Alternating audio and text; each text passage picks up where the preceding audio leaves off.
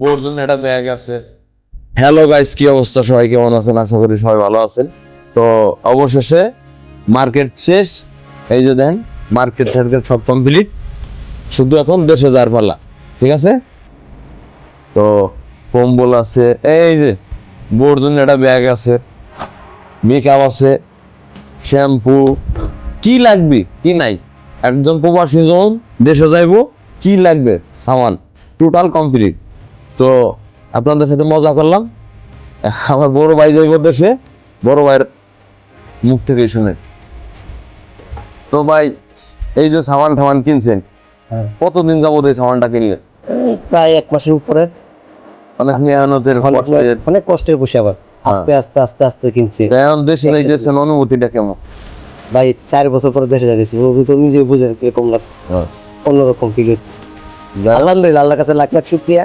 অবশ্যই দেশে যাওয়ার জন্য সবকিছু কমপ্লিট করতে পারছি। হ্যাঁ, আমার এক ফ্রেন্ড বলছিল যে আমি কোনোদিন দেশে যেতে পারবো না।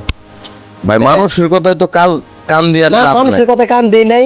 আল্লাহর কাছে লাখ লাখ শুকরিয়া। আমি একটা কথাই বলছি, রিজিকের মালিক আল্লাহ, সবকিছুর মালিক আল্লাহ। আল্লাহ কাকে কখন কি করে কেউ বলতে পারে না। আমি দেশে যাবো কি যাবো না, এটা একমাত্র ডিসাইড করবে আল্লাহ। সবকিছুর মালিক আল্লাহ। তো গাইস, এখন একটু সামানগুলো হালকা পাতলা কিছু সামান দেখাই। এই যে দেখেন, দেখছেন একদম পিওর খাঁটি মাল। ঠিক আছে, অথেন্টিক, একদম অথেন্টিক। তারপর আছে কাজু বাদাম, কাঠবাদাম, হ্যাঁ। তারপর আছে জিরা। ও ভালো কথা। যাই হোক, প্রথম তো বলছিলাম যে আমি দেশে যাইতেছি, অবশ্য আমার না, তার বোর লাগে নিজের স্বর্ণ টর্ণ কিনছে। এই যে দেখেন, এই যে আমি লাগাই রাখছি স্বর্ণ, এই যে বডি। আসলে এইগুলো দেশে যাইবো, আমি এমনি লাগাইছি আর কি, ইউজ করলাম, সব মিডিয়ালাম আর কি। ঠিক আছে, আমরাও কোনোদিন যাবো আর কি দেশে। যাই হোক, এই যে বাইলন।